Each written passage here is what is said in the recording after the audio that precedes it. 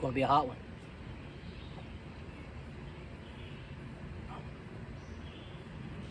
Hey guys, welcome to the channel. Thanks for coming over and thanks for tuning in. I'm getting my truck ready to do some summer truck camping in the back of the truck there with the camper shell, the truck topper, whatever you want to call it. And I haven't really done too much since I've had this truck for one reason. The camper shell design has a bad flaw in there. And let me show you what I'm talking about. All right guys, this is the kind of camper shell that I have, camper topper. It's an ARE. And it's one of these that doesn't have the hinges on the top right here. The hinges are inside. Let me open it up and show you. The hinges are right here.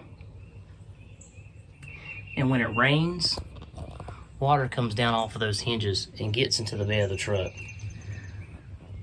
So if you have a mattress in here or whatever you have in here, anytime you open the lid up, this drips water, like a lot of water, onto whatever's right here. So I gotta fix that to be able to do a little bit more camping back here. I've only been a couple times when it's I know it's not going to rain. So what I'm going to do is I've got some paracord here, and I've got this little tarp right here, and I'm going to attach it to the top. That way I can use my windows. These are the kind of windows that open up right here like this. They don't slide. They open up like a clamshell right here to let air in. So what I'm gonna do is I'm gonna drape over this little tarp right here and connect it down here to those support bars with a carabiner or some kind of elastic stretchy rope right there or something. I haven't figured it out yet. They're really stout. And then it'll come out the back right here. This is a smaller one, so it's only going to come out about right here. But if I have some poles going up there to support it, to get a little bit higher than that, it'll be fine. Have a little bit of a shade. And with it being open like that, if it rains, I can open up the tailgate here and do a little cooking or whatnot, or at least get in here and to take off my shoes in the rain or something like that. But I've had a couple designs for the bed in here. I just use these 2x4 things here on the side to hold 2x4 here and a 2x4 up here, and then I run some boards up this way to make a bed, which works. It's fine. I have a folding cot that's really sturdy that I can put in here as well. That way I don't have to do that kind of a crazy build out or anything like that. I'm gonna try a couple different configurations over the summer and mess around with it a little bit. The last time I went camping, I've got an inflatable mattress that fits in here just perfect. Yeah, me and the little one has went a couple times, and if it rains any little bit, once you open the lid right here, it gets down on your sleeping bags and the mattress and everything right there. So I've got to put a little something over there, figure something out. I mean, it does have little channels right in here where the water does run, but it comes from the hinge itself. It doesn't come from the lid part itself. It comes from the hinge. I don't know how it does that, but it's some kind of design flaw. So if anybody has an ARE camper shell like this and has the same problems, let me know. My old camper shell had the hinge, the one long hinge going all the way across right here, and I never had any problems of it leaking or anything like that. So that's going to be what I'm going to do here. I'm going to cut a couple pieces of this paracord, about 50 inches long, put a little loop at one end to be able to hold whatever kind of little stretchy thing I hook to this from the tarp itself to hook to the little support bracket things down there. That's one idea I've got.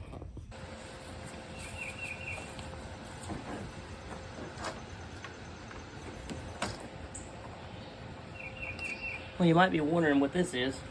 This is one of the main ingredients right here of summer camping. You know, I'll have to do a separate video on this, guys. This is the Ryobi 18-volt fan. It's got 2 speeds on it. This thing really blows out some air, and it's only $19.98, 20 bucks. It's got a clamp on it right here. You can clamp it on stuff.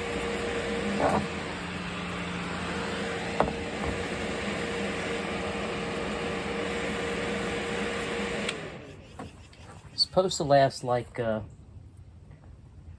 20 to 30 hours on the regular size battery, and the bigger battery it lasts 40 or more hours, depending on the amp hour battery that you have.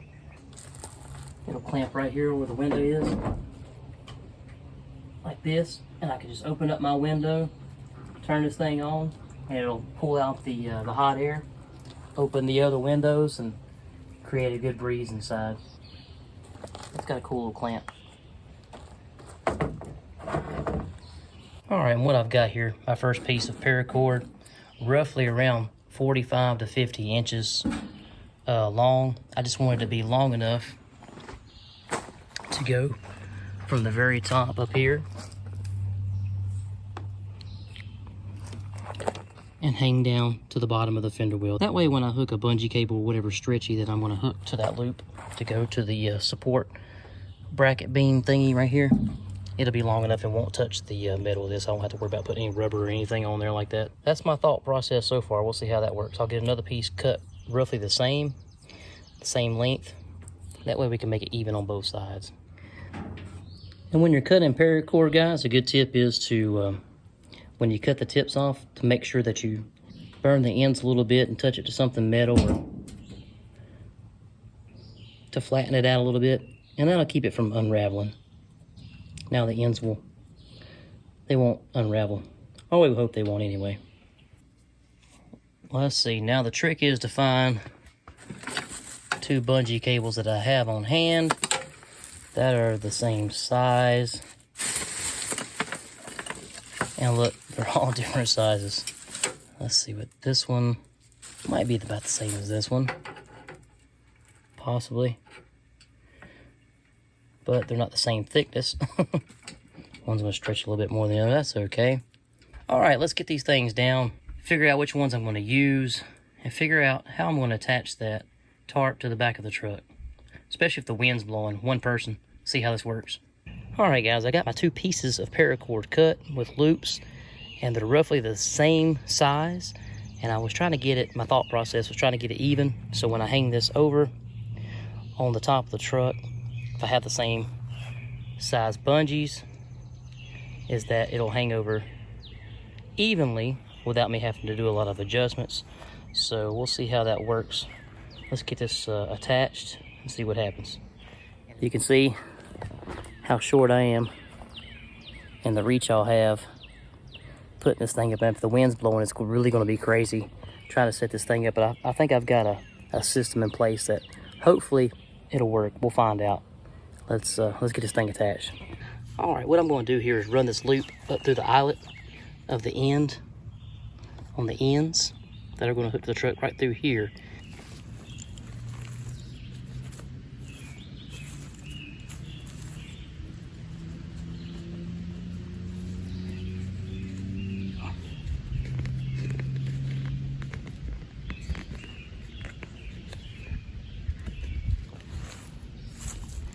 Through like this, and I'm going to bring the piece like this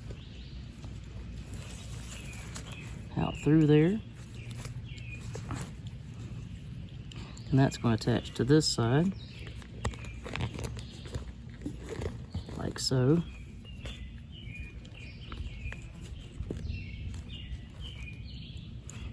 And the other end is going to have the bungee cord attached to this, and that'll go to the little support bar thing on the back of the truck. So let's try that out.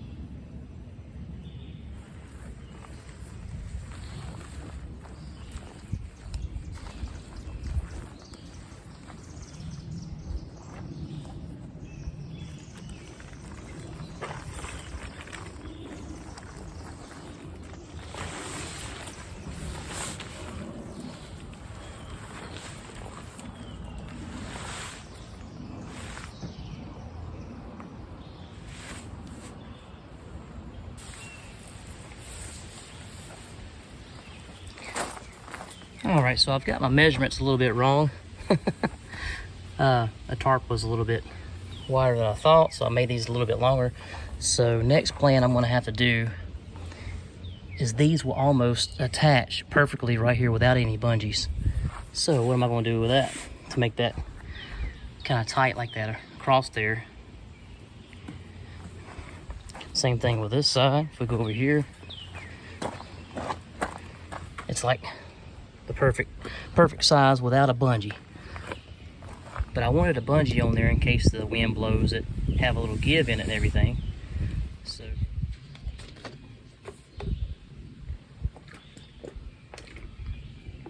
it's hot. All right, what I've done for now, I just got a carabiner attached to the loop on that. It's kind of loose right now. I'm gonna go on the other side, tighten the other one up with another carabiner. See how that does. All right, we got it attached. And I got it pretty even on there. Just attach one side, hold it tight while you go over to the other side. Get it on there. This side's hanging down a little bit further, but that works good if it starts pouring rain. You can have this window open more than the other maybe, but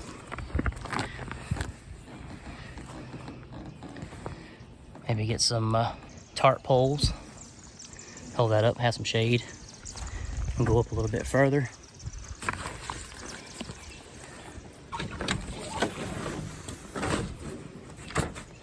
And there we go.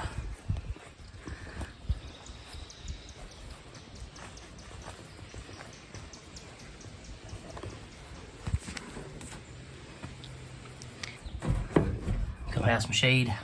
But that will definitely keep the water every time I open the lid to get in and out from going into the back of the bed.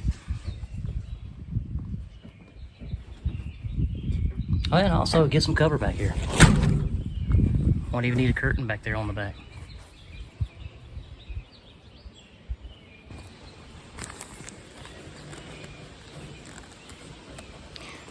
Yeah, that'll work pretty good if I can get some tent poles. Hold that up.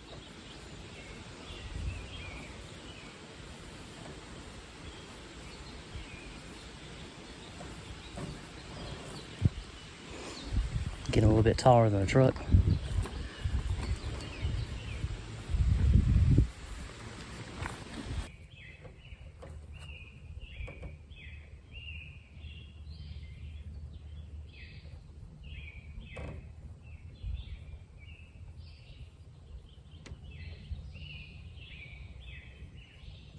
You know, now that I think about it, they make these extendable tarp poles, and I could go from here all the way up like this and put it diagonal and have it resting right there on the back of the thing. Try that and see. That might work.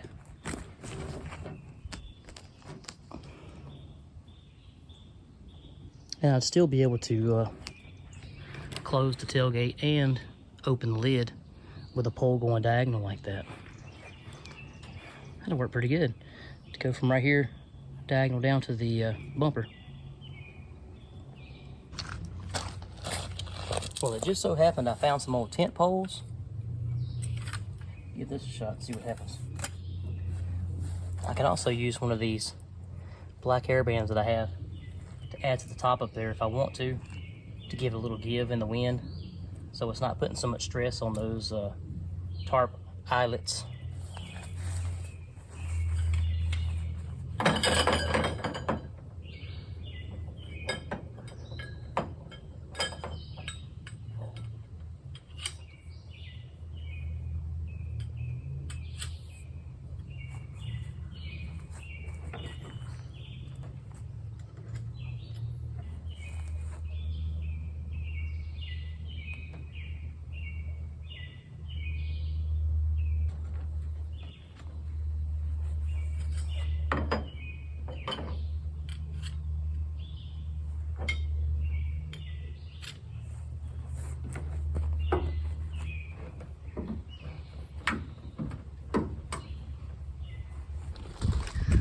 kind of the general idea that I had, guys. And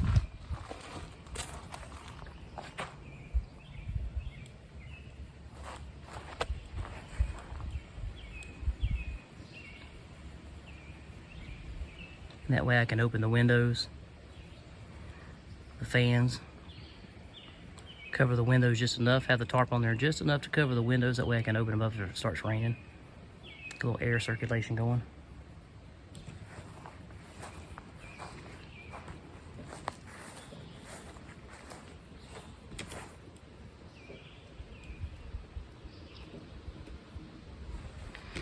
And get a piece of rope and tie that off and bring it down to the ground on both ends there. I'll just have to get some more poles, some better poles, to get some of those extended ones. That's probably going to do it for this one, guys.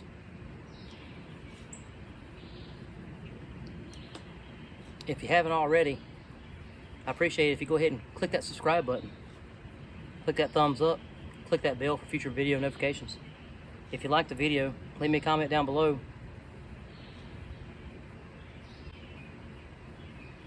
Going to be a hot one.